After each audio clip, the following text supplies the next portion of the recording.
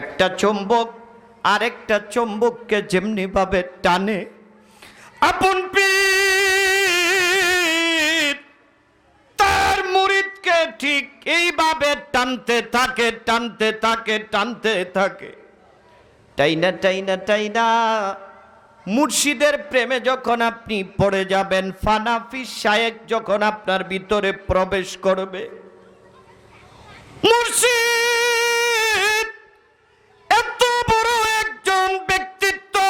আল্লাহর ওলি, জোরে জোরে কোন আল্লাহু আকবার। আল্লাহর ওলির তাওয়াজ্জু যখন আপনার উপরে পড়বে, বেলায়েতের শক্তি যখন আপনার উপরে পড়বে,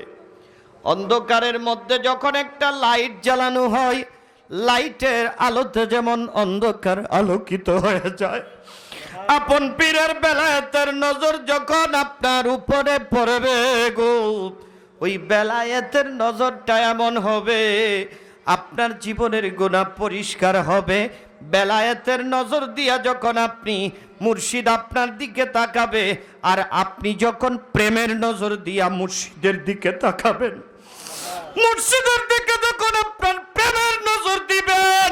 আর মুর্শিদ যখন আপনার দিকে বেলায়েতের নজর দিবে, এই যোগাযোগটা যখন কায়েম হয়ে যাবে, সঙ্গে সঙ্গে আপনার মধ্যে রসুলে পাকের মহাব্বত চলে আসবে।